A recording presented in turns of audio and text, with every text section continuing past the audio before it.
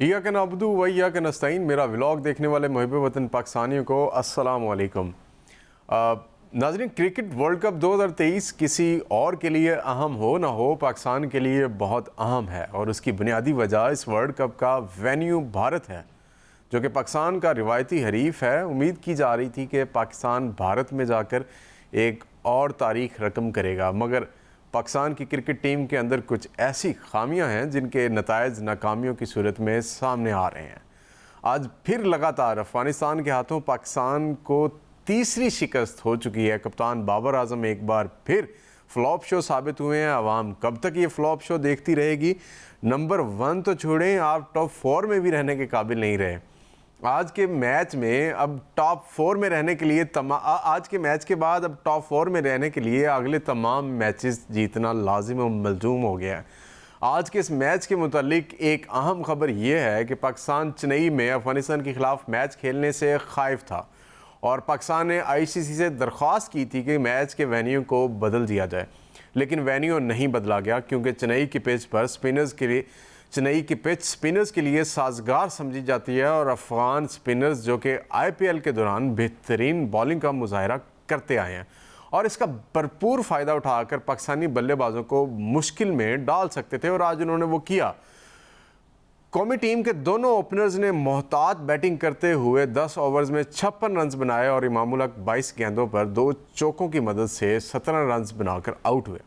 अब्दुल्ला शफीक और बाबर आजम ने दूसरी विकेट की शराकत में टीम स्कोर 22 ओवर्स में 110 तक पहुंचा दिया।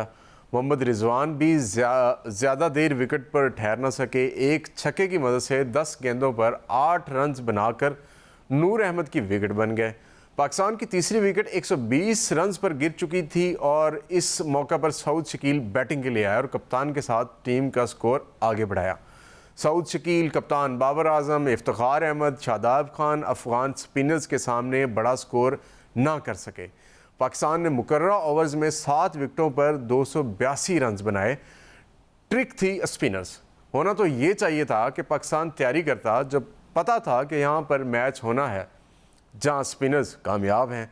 ऐसे बल्लेबाज खिलाए जाते या उनको तैयार किया जाता, मगर कुछ समझ ना आया। और फिर जब पाकिस्तान ने बॉलिंग की तो अफ़गानिस्तान के ओपनर्स ने हदफ के ताक़ुब में पाकिस्तानी बॉलर्स के ख़िलाफ़ शानदार बैटिंग का मुज़ाहरा किया और पहली विकेट की शराकत में 21 ओवर्स में 130 रन बना डाले।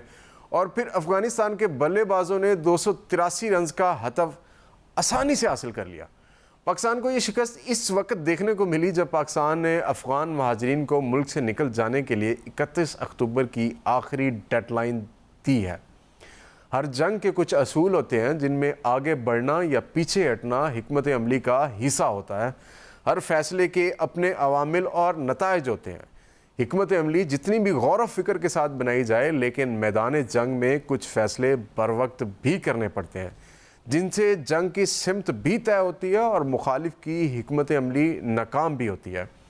शायद ये असूल बाबर आजम को पता नहीं था या फिर वो इसके कायल नहीं थे। इसीलिए पिछले मैच का तजिया किया जाए तो बेंगलोर के ऐसे मैदान में जहां पिच देखकर बल्लेबाजों के मुंह में पानी आता है, वहां जीत का मौका मिलने के बावजूद उसे गंवा दिया गया। जोश, जज्बों और जुनून के सारे रंग तो मैदान में नहीं थे, लेकिन उनकी गूंज ख्यालों में ज़रूर थी। ऑस्ट्रेलिया के खिलाफ पाकिस्तानी टीम को टॉस जीतकर पहले बैटिंग का मौका मैसर आया, लेकिन वो फ़ायदा न उठा सके। बाबर उसी तरह तयशुदा पहले बॉलिंग के फैसले में तरमीम न कर सके, बल्कि वैसे ही जैसे प्रेस कॉन्फ्रेंस या मैच के बाद रिपोर्टर्स के सवालात के जवाब में वो लिखा हुआ एक ही मुसवदा दोहरा देते हैं। गलती कहाँ हुई है, अब इस पे बात करते हैं। बेंगलोर की पिच स्पाट और ठोस थी। ग्राउंड की बाउंड्री भी अहमदाबाद के मुकाबले में छोटी थी, लेकिन बाबर टॉस जीतने का फ़ायदा ना उठा सके। शायद इसकी ये भी वजह हो सकती है कि वो श्रीलंका के खिलाफ भारी भरकम हदफ को अबूर कर चुके थे, इसलिए खुद को हदफ के कामयाब ताकुब का शहनशाह तस्वर कर रहे थे। मगर वो भूल गए कि पाकिस्तान टीम की तारीख हदफ अबूर करने में बहुत ख़राब है। हमारे लिए अक्सर मुख्तसर से हदफ भी कोह हिमालय बनते रहते हैं। पाकिस्तान की रिवायत भी दिलचस्प है। वो अपनी ख़राब बॉलिंग से मुखालिफ टीम के आउट ऑफ फॉर्म बल्लेबाजों को फॉर्म में ले आते हैं और बुज़दिलाना बैटिंग से दूसरे दर्जे के लेग स्पिनर जैसे एडन जंपा को हीरो बना देते हैं। डेविड वार्नर गुज़िश्ता 2 साल से आउट ऑफ फॉर्म थे, लेकिन पाकिस्तानी बॉलिंग ने उनसे जारहाना सेंचुरी बनवा दी, जिसने पूरा मैच पाकिस्तान के हाथों से छीन लिया। अब सवाल ये है कि बॉलिंग क्यों कमज़ोर रही। पाकिस्तान के लिए ये जीत इतनी ही ज़रूरी थी जितनी ऑस्ट्रेलिया के लिए थी, लेकिन पाकिस्तान इस जीत के लिए बेताब नज़र नहीं आया। बॉलिंग में शाहीन शाह अफरीदी ने 5 विकेटें तो ली, लेकिन वो हरीफ बल्लेबाजों को दबाव में ना ला सके। वो दूसरों से बेहतर है, लेकिन ऑस्ट्रेलिया के रन्स की बरसात में मुज़ाहमत ना कर सके। हारिस रऊफ़ की बॉलिंग पाकिस्तान के लिए सबसे पहला धचका साबित हुई।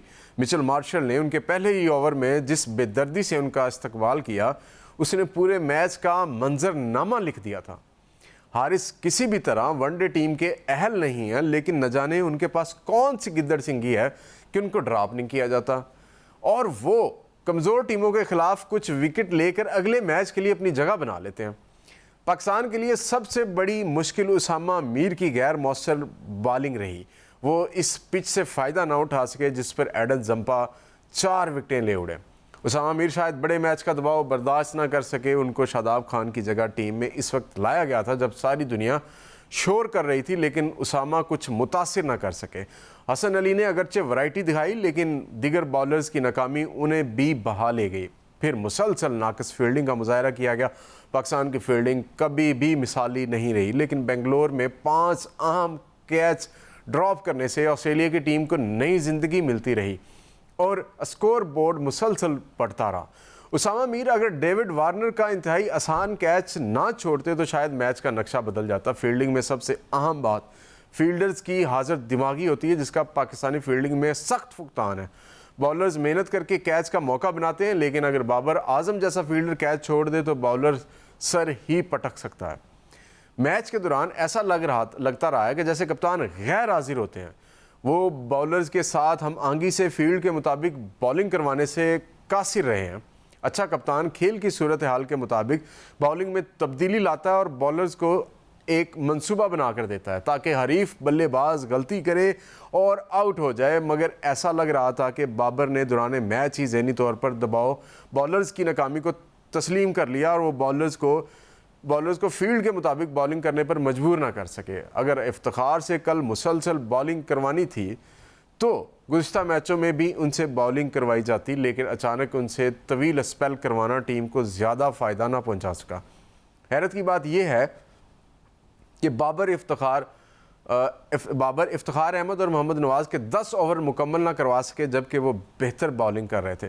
शायद उनका इन्हासार महंगे बॉलर हारिस रऊफ़ पर ज़्यादा था और यही एतमाद टीम को ले डूबा। अब सवाल ये है कि बैटिंग भी ज़बू हाली का शिकार क्यों हो रही है। पाकिस्तान के लिए 368 रन का हदफ इंतहाई मुश्किल था, क्योंकि इतना बड़ा हदफ पाकिस्तान ने अभी तक अबूर नहीं किया, लेकिन बैटिंग पिच के बायस उसे अबूर करना नामुमकिन भी नहीं था। पाकिस्तानी ओपनर्स ने रन्स के एतबार से अच्छा आगाज़ तो दिया, लेकिन ऑस्ट्रेलियन बल्लेबाजों की तरह इसे बहुत बड़े स्कोर में ना बदल सके। दोनों ओपनर्स ने चौके और छक्के तो लगाए, लेकिन हर गेंद पर रन्स ना ले सके। सिंगल्स की कमी के बायस हदफ का दबाव मुसलसल बढ़ता रहा, जो इनिंग्स के वस्त में आकर इंतहाई मुश्किल हो गया। पाकिस्तान की बैटिंग को एक मुश्किल ये है कि 5वें नंबर के बाद कोई काबिल एतमाद बल्लेबाज नहीं है। मोहम्मद नवाज़ यकसर नाकाम है, जबकि इफ्तिखार अहमद बड़ी इनिंग्स खेलने की सलाहियत नहीं रखते। बाबर आजम की स्पिनर्स के खिलाफ नाकामी शायद ले डूबी। दुनिया के सफ़े अव्वल के बल्लेबाज होने के बावजूद बाबर आजम उस वक्त टीम के लिए कुछ नहीं कर पाए जब इनकी कारकर्दगी की शदीद ज़रूरत होती है। बंगलोर में उनकी बड़ी इनिंग शिद्दत से मतलूब थी, लेकिन वो एक बार फिर नाकाम रहे। वो इस वर्ल्ड कप में दूसरी दफ़ा एक ही जगह पर स्पिनर की गेंद पर कैच आउट हुए हैं। एडन जंपा की एक फ्लिपर को वो पुल करते हुए कैच आउट हो गया, जिसके बाद टीम की बैटिंग लड़खड़ा गई। बाबर आजम स्पिनर्स के खिलाफ कदमों का इस्तेमाल करने से घबराते हैं, जो अब उनकी कमज़ोरी बनता जा रहा है। अब सवाल ये बनता है कि क्या वर्ल्ड कप का सफ़र मुश्किल हो गया है।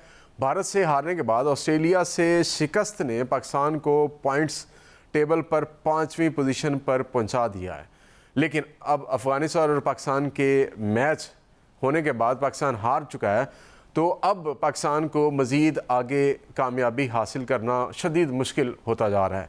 इस शिकस्त ने पाकिस्तान की वर्ल्ड कप में पोजीशन को सिर्फ कमज़ोर नहीं किया बल्कि ऑस्ट्रेलिया की पोजीशन को बेहतर और उनके अतमाद को भी तक़वियत दी है। वही सेम बिल्कुल अफ़गानिस्तान के मामले में भी है। अगर चंद अल्फाज में इस शिकस्त का अहाता करें तो कह सकते हैं कि पाकिस्तान ने दिफाई हिकमत अमली इख्तियार करके जंग हार दी। शायद टीम मैनेजमेंट को मालूम नहीं है कि हमला करना सबसे बेहतरीन दिफा होता है। और उससे अगली बात वो ये है कि जितने पैसे Pakistani cricket board Pakistani team को दे रहा है, आप कभी उनकी लिस्ट निकाल के देखें, आपको इंटरनेट पे गूगल पे मिल जाएगी। आप उसका एनालिसिस करें तो आपको पता चलेगा कि पाकिस्तान की 4 कैटेगरी के बैट्समैन प्लेयर्स, क्रिकेट प्लेयर्स कितने पैसे लेते हैं। कैटेगरी ए में 3 प्लेयर्स मोहम्मद रिजवान, बाबर आजम और शाहीन शाह अफरीदी शामिल हैं जो तकरीबन 6 मिलियन 60 लाख के करीब पैसे लेते हैं। कैटेगरी बी में वो तमाम पाकिस्तानी टीम की 11 साइड प्लेइंग 11 है जो तकरीबन 40 से 45 लाख रुपया एक महीने का लेती है एक प्लेयर का। इतने बड़े पैमाने पर पाकिस्तानी टीम पर पैसे खर्च किए जाते हैं और मैच की फ़ीस में से अलग पाकिस्तानी टीम को पैसे दिए जाते हैं। इतने पैसे लगाने के बावजूद अगर आप कौम की उम्मीदों पर पूरा नहीं उतर सकते तो मेरा ख्याल है कि आपको भी उस ग्राउंड से उतर जाना चाहिए, उस खेल से, और आप अपनी जगह पे बेहतर टैलेंट को सिलेक्ट करके टीम में लेके आएँ। मुझे इजाज़त दीजिए। अल्लाह हाफ़िज़।